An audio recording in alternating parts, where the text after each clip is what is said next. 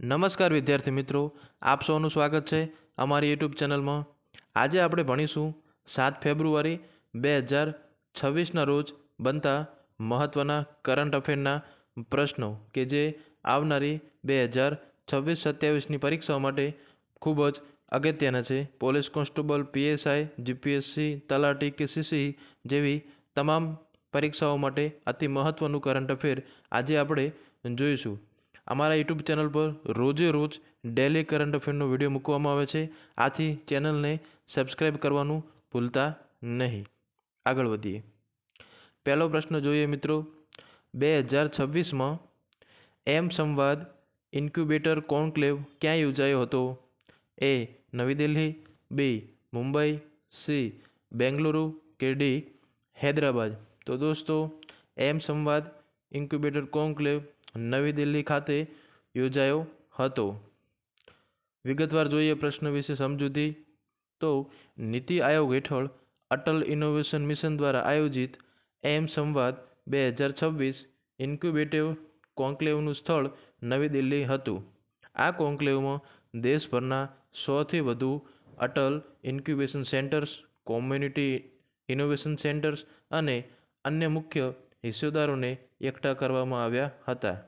તે national innovation challenge 2026 અને national incubation એવોર્ડ્સનો પ્રારંભ દર્શાવે છે, જેનો ઉદ્દેશ્ય ભારતના સ્ટાર્ટઅપ અને ઇનોવેશન ઇકોસિસ્ટમને મજબૂત બનાવવાનો હતો. આ કાર્યક્રમમાં નેશનલ ઇન્ક્યુબેટર એસેસમેન્ટ ફ્રેમવર્ક માટે સૂચકાંકો રજૂ કરવા પર પણ ધ્યાન કેન્દ્રિત કરવામાં આવ્યું હતું, જે એમ, ડીબીટી, ડીએસટી અને ડીપીઆઈટીને સંડોવાતા સહયોગી પહેલ છે, જે નીતિ સંચાલિત નવીનતા પહેલ માટે રાષ્ટ્રીય રાજધાનીના મહત્વને મજબૂત બનાવે છે. આગળ વધીએ. પ્રશ્ન નંબર 2. ખેતી કરાયેલા ઔષધીય છોડ માટે મૂળ પ્રમાણપત્રો ઓનલાઈન જારી કરવા માટે કઈ સત્તાએ ડિજિટલ પોર્ટલ શરૂ કર્યું? આયુષ મંત્રાલય, બી. રાષ્ટ્રીય જૈવ વિવિધતા સત્તામંડળ, સી. બાયોટેકનોલોજી વિભાગ કે ડી. રાષ્ટ્રીય ઔષધીય વનસ્પતિ બોર્ડ. તો અહીં આપણો જવાબ આવશે ઓપ્શન બી, રાષ્ટ્રીય જૈવ વિવિધતા સત્તા મંડળ. વિગતવાર પ્રશ્નની સમજૂતી જોઈએ. રાષ્ટ્રીય જૈવ વિવિધતા સત્તા મંડળે ઉગાડવામાં આવેલા ઔષધીય છોડ માટે મૂળ પ્રમાણપત્રો ઓનલાઈન જારી કરવા માટે એક ડિજિટલ પોર્ટલ શરૂ કરેલ છે, જે જૈવ વિવિધતા સંબંધિત નિયમનકારી પ્રક્રિયાઓને ડિજિટલાઇઝ કરવામાં એક મહત્વપૂર્ણ પગલું છે. આ પોર્ટલ જૈવિક વિવિધતા સુધારા અધિનિયમ 2023 હેઠળ એક્સેસ અને લાભ વહેંચણી મુક્તિ મેળવવા માંગતા હિસ્સેદારો માટે સરળ એક્સેસની સુવિધા આપે છે. Single window and-two-and digital system offer કરીને તે પ્રક્રિયાગત વિલંબને નોંધપાત્ર રીતે ઘટાડે છે અને પારદર્શિતામાં સુધારો કરે છે. આ પહેલ આયુષ બીજ ઉદ્યોગો અને સંશોધન સંસ્થાઓ જેવા ક્ષેત્રોને ટેકો આપે છે, જે દેશભરમાં જૈવિક સંસાધનોના ટકાઉ ઉપયોગ અને સંરક્ષણને પ્રોત્સાહન આપતી વખતે જૈવ વિવિધતા નિયમોનું સરળ પાલન સુનિશ્ચિત કરે છે. આગળ વધીએ. પછીનો પ્રશ્ન. પ્રશ્ન નંબર 3. હાઇડ્રો પાવર વિકાસ પર ધ્યાન કેન્દ્રિત કરીને પાવર ક્ષેત્રના સહયોગને વધુ ગાઢ બનાવવા માટે કયો દેશ ભારત સાથે ભાગીદારી કરી રહ્યો છે? નેપાળ, બાંગ્લાદેશ, ભૂટાન કે શ્રીલંકા? તો અહીં આપણો જવાબ છે ઓપ્શન સી, ભૂટાન, કે જે હાઇડ્રો પાવર વિકાસ માટે ભારત સાથે ભાગીદારી કરી રહ્યો છે. વિગતવાર પ્રશ્ન સમજીએ તો ભૂટાન ભારત સાથે મળીને વીજળી ક્ષેત્રમાં સહયોગ મજબૂત કરી રહ્યું છે, જેમાં ખાસ કરીને જળ વિદ્યુત વિકાસ પર ભાર મૂકવામાં આવ્યો છે. આ ભાગીદારી ભારતની નાણાકીય રોકાણ ક્ષમતાને ભૂટાનની જળ વિદ્યુત ઉત્પાદનમાં તકનીકી કુશળતા સાથે જોડે છે. આ પહેલનો ઉદ્દેશ્ય સરહદ પાર વીજળી વેપારને વિસ્તૃત કરવાનો, વિશ્વસનીય ઉર્જા પુરવઠો સુનિશ્ચિત કરવાનો અને દ્વિપક્ષીય આર્થિક સંબંધોને વધારવાનો છે. નવીનીકરણીય અને ટકાઉ ઉર્જા પર ધ્યાન કેન્દ્રિત કરીને આ સહયોગ પર્યાવરણીય ચિંતાઓને સંબોધતી વખતે લાંબા ગાળાના વિકાસ લક્ષ્યોને સમર્થન આપે છે. આ કરાર બંને દેશો વચ્ચેના મજબૂત વ્યૂહાત્મક સંબંધો અને સ્વચ્છ ઉર્જા, પ્રાદેશિક ઉર્જા સુરક્ષા પ્રત્યેની તેમની સહિયારી પ્રતિબદ્ધતાને પણ પ્રતિબિંબિત કરે છે. આગળ વધીએ. પ્રશ્ન નંબર 4. મેન્યુફેક્ચરિંગ અને એમએસએમઈ સપોર્ટને મજબૂત બનાવવા માટે કયો દેશ ઔપચારિક રીતે બ્રિક્સ સેન્ટર ફોર ઇન્ડસ્ટ્રીયલ કોમ્પિટન્સીસમાં જોડાયો છે? તો દોસ્તો જોઈએ આપણે option. Option A Bharat, B Brazil, C Russia, D દક્ષિણ આફ્રિકા. તો દોસ્તો અહીં આપણો જવાબ છે ભારત, ઓપ્શન એ. એમએસએમઈ સપોર્ટને મજબૂત બનાવવા ભારત જે છે એ બ્રિક્સ સેન્ટર ફોર ઇન્ડસ્ટ્રીયલ કોમ્પિટિશનમાં જોડાયો છે. આગળ વધીએ પ્રશ્ન વિશે સમજૂતી. ભારત ઔદ્યોગિક ક્ષમતાઓ વધારવા અને સૂક્ષ્મ અને નાના મધ્યમ ઉદ્યોગોને ટેકો આપવાના ઉદ્દેશ્ય સાથે બ્રિક્સ સેન્ટર ફોર ઔદ્યોગિક સ્પર્ધાત્મકતાનું ઔપચારિક સભ્ય બન્યું. સંયુક્ત રાષ્ટ્ર ઔદ્યોગિક વિકાસ સંગઠન સાથેની આ ભાગીદારી દ્વારા આ પહેલ બ્રિક્સ દેશો જે છે તેમાં ઉત્પાદન સ્પર્ધાત્મકતાને મજબૂત બનાવવા પર ધ્યાન કેન્દ્રિત કરે છે. ભારતમાં રાષ્ટ્રીય ઉત્પાદકતા પરિષદને BCIC કેન્દ્ર તરીકે નિયુક્ત કરવામાં આવી છે. BCIC અને તે ઉદ્યોગ અને આંતરિક વેપાર પ્રમોશન વિભાગના માર્ગદર્શન હેઠળ કાર્ય કરે છે. આ પ્રયાસ ક્ષમતા નિર્માણ, ઉદ્યોગ 4.0 પ્રથાઓ અપનાવવા અને ઉત્પાદકતામાં વધારો કરવા પર ભાર મૂકે છે, જે ટકાઉ ઔદ્યોગિક વિકાસ અને આર્થિક વિકાસમાં ફાળો આપે છે. આગળ જોઈએ પ્રશ્ન. પ્રશ્ન નંબર 5. કઈ સંસ્થાએ the Future India Digital Conclave 2026નું આયોજન કર્યું હતું? Option A IIM Udaipur, IIM Ahmedabad, C IIT Hyderabad કે ડી IIT વારંગલ. તો દોસ્તો અહીં આપણો જવાબ આવશે ઓપ્શન એ IIM ઉદયપુર. પ્રશ્નની વિગતવાર સમજૂતી જોઈએ તો the Future India Digital Conclave 2026ની આ ત્રીજી આવૃત્તિ માટે IIM ઉદયપુર યજમાન સંસ્થા તરીકે સેવા આપી હતી. ભલે આ કાર્યક્રમ હૈદરાબાદના ટી હબ ખાતે યોજાયો હતો, પણ આ કોન્ક્લેવે સરકાર, શિક્ષણ અને સ્ટાર્ટઅપ ઇકોસિસ્ટમના નેતાઓને ટેકનોલોજી આધારિત આર્થિક વિકાસ અને સમાવિષ્ટ વિકાસની ચર્ચા કરવા માટે એકસાથે લાવ્યા હતા. મુખ્ય ચર્ચાઓ ડિજિટલ ઇન્ડિયા, પહેલાના દાયકા, ટેકનોલોજી આધારિત શાસનમાં તેલંગાણાની સિદ્ધિઓ અને વ્યવસાય, આરોગ્ય સંભાળ અને ગ્રામીણ વિકાસ જેવા ક્ષેત્રોમાં કૃત્રિમ બુદ્ધિ એટલે કે AI વિસ્તરતી ભૂમિકા પર કેન્દ્રિત હતી.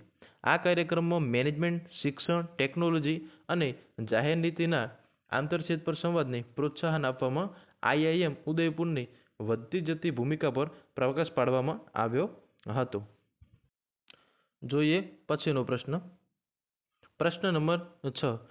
મિત્રો, તમને જો આ વિડીયો પસંદ આવે તો લાસ્ટમાં સબસ્ક્રાઇબ કરવાનું ભૂલતા નહીં અને તમારા મિત્રોને પણ શેર કરવાનું ખાસ ભૂલતા નહીં, જેથી એ પણ આ વિડીયો જોઈ શકે.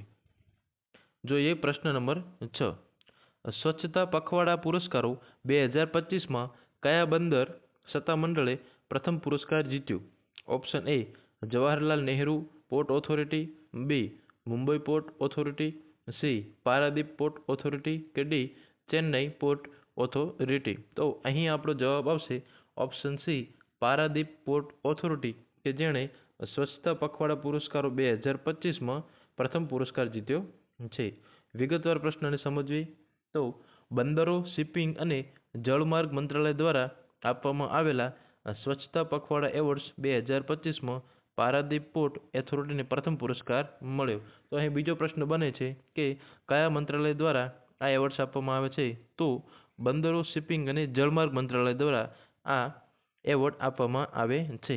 સ્વચ્છતા જાળવવા, ટકાઉપણું પ્રોત્સાહન આપવા અને સમુદાયની સંડોવણીને પ્રોત્સાહન આપવાના તેના અસાધારણ પ્રદર્શન માટે આ સન્માન એનાયત કરવામાં આવ્યું હતું. ઓથોરિટીએ અનેક અસરકાર પહેલો અમલમાં મૂકી, જેમાં સ્વચ્છતા અભિયાનમાં મોટા પાયે જાહેર ભાગીદારી અને એક વ્યાપક હરિયાળી ઝુંબેશનો સમાવેશ થાય છે, જેના કારણે લગભગ 40,000 છોડ રોપવામાં આવ્યા. વધુમાં સફાઈ મિત્ર માટે કલ્યાણકારી પગલાં હાથ ધરવામાં આવ્યા હતા, જે કામદારોની સુખાકારી પ્રત્યેની પ્રતિબદ્ધતા દર્શાવે છે. આ પ્રયાસો પર્યાવરણીય જવાબદારી અને ટકાઉ વિકાસ પ્રથાઓને પ્રોત્સાહન આપવામાં બંદરની ભૂમિકાને પ્રકાશિત કરે છે. જોઈએ આગળનો પ્રશ્ન. પ્રશ્ન નંબર 7. ભારતની ઔદ્યોગિક તાલીમ સંસ્થાઓને આધુનિક બનાવવા માટે કઈ આંતરરાષ્ટ્રીય સંસ્થાએ $830 મિલિયન લોન મંજૂર કરી છે? તો મિત્રો ઓપ્શન જોઈએ. ઓપ્શન એ આંતરરાષ્ટ્રીય નાણાકીય ભંડોળ, ઓપ્શન બી વિશ્વ bank, C Asian development bank કે ડી સંયુક્ત રાષ્ટ્ર વિકાસ કાર્યક્રમ. તો મિત્રો અહીં જવાબ આવશે વિશ્વ બેંક દ્વારા ભારતની જે આપણી ઔદ્યોગિક તાલીમ સંસ્થાઓ છે તેમને આધુનિક બનાવવા, અપગ્રેડ કરવા માટે આંતરરાષ્ટ્રીય સંસ્થા વિશ્વ બેંકે $830 મિલિયનની મંજૂર કરી છે લોન.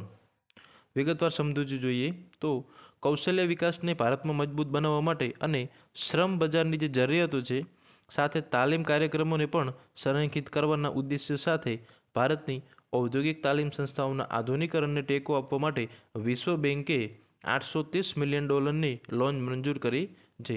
આ ભંડોળ 19.5 વર્ષના લાંબા ચૂકવણી સમયગાળા સાથે આવે છે, જેમાં 4 વર્ષના ગ્રેસ પિરિયડનો સમાવેશ થાય છે, જે ભારતને સુધારાઓ અમલમાં મૂકવા અને પરિણામો પ્રાપ્ત કરવા માટે પૂરતો સમય આપે છે.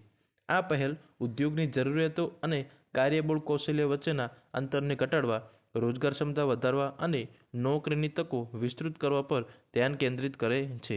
આ સહાય કુશળ અને ભવિષ્ય માટે તૈયાર કાર્યબળ દ્વારા ટકાઉ આર્થિક વિકાસને પ્રોત્સાહન આપીને ભારતના વ્યાપક વિકાસ ભારત દ્રષ્ટિકોણમાં પણ ફાળો આપે છે. તો આ હતી પ્રશ્નની વિગતવાર સમજૂતી. આગળનો પ્રશ્ન જોઈએ. પ્રશ્ન નંબર 8. ભારતનું પ્રથમ આરઆરબી કો-બ્રાન્ડેડ રૂપે ક્રેડિટ કાર્ડ લોન્ચ કરવા માટે કઈ બેંકે ત્રિપુરા ગ્રામીણ બેંક સાથે ભાગીદારી કરી છે? તો દોસ્તો ઓપ્શન જોઈએ. Option A State Bank of India, B Bank of Baroda, C Canara Bank, D Punjab National Bank. તો દોસ્તો અહીં જવાબ આવશે પંજાબ નેશનલ બેંક. પીએનબી એ કોના સાથે ભાગીદારી કરી છે?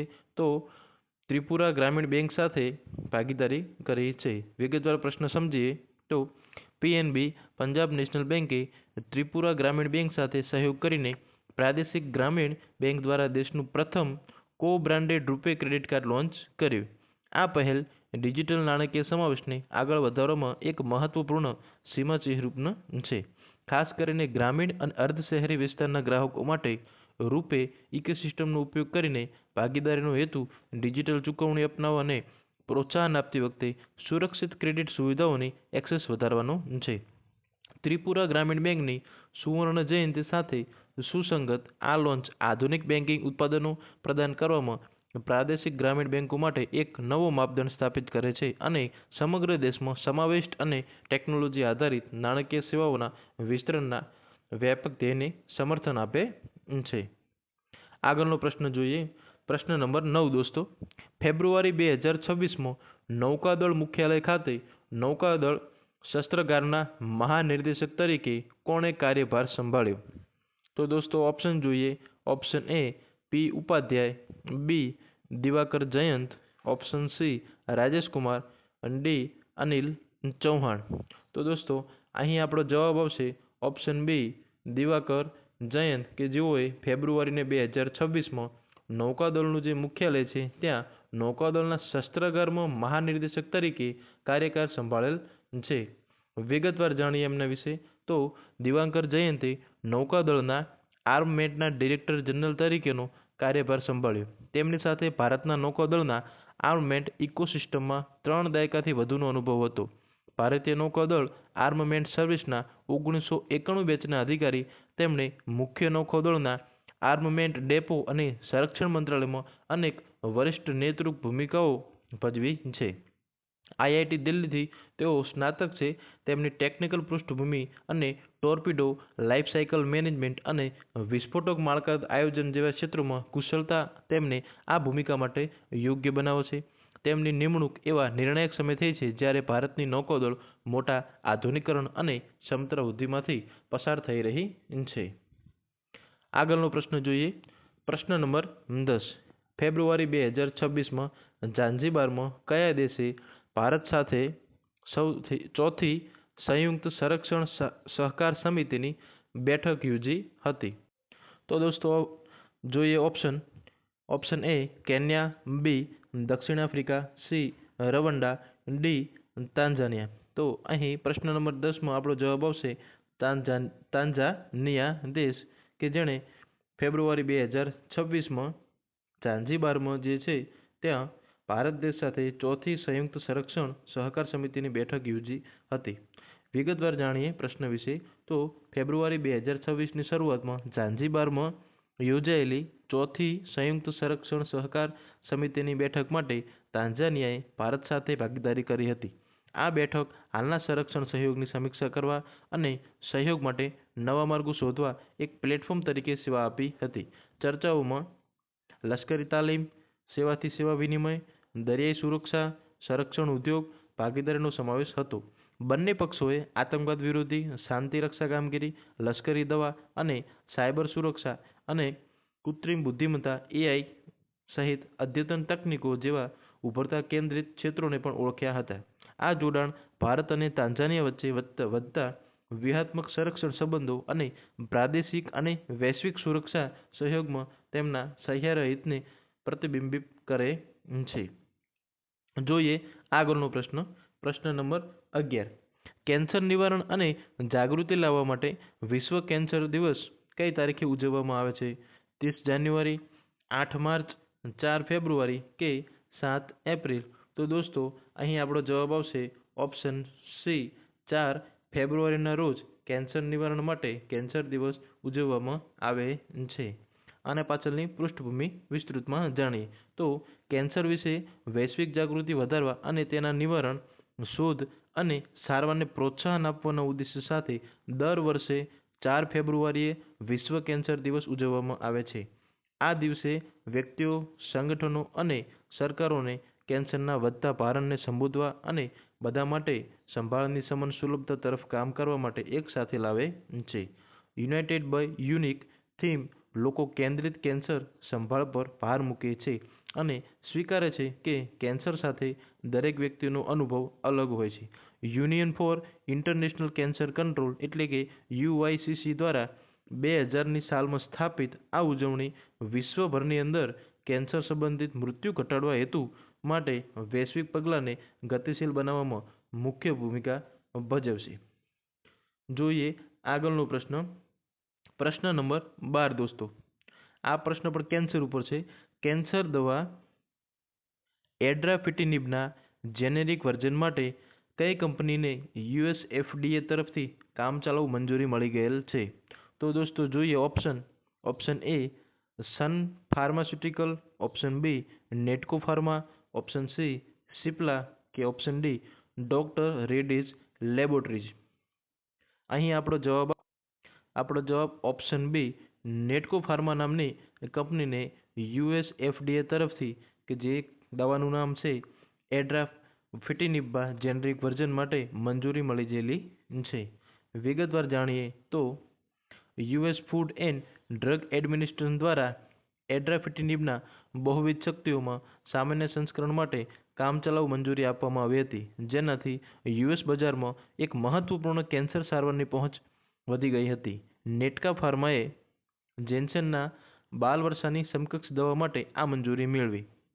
એડ્રાફિટની પુખ્ત વયના લોકો માટે સૂચવવામાં આવે છે જેમને રિસ્કેટેબલ અથવા મેટાસ્ટેટિક યુરોથેલિયલ કાર્સિનોમા હોય છે, જે ચોક્કસ FGFR3 આનુવંશિક ફેરફારો ધરાવે છે. આ વિકાસ ઓન્કોલોજી સેગમેન્ટમાં નેટકો ફાર્માની વધતી હાજરીને પ્રકાશિત કરે છે અને ઉચ્ચ ગુણવત્તાવાળી જેનેરિક દવાઓ દ્વારા દર્દીઓ માટે અદ્યતન કેન્સર ઉપચારને વધુ સસ્તું, સુલભ બનાવવા પર ધ્યાન કેન્દ્રિત કરે છે. તો અહીં આપણો કરંટ અફેરનો 7 ફેબ્રુઆરીનો વિડીયો પૂર્ણ થાય છે. જો તમને આ વિડીયો પસંદ આવ્યો તો દોસ્તો વિડીયોને લાઇક અને ચેનલને સબસ્ક્રાઇબ કરવાનું ભૂલતા નહીં. Thank you.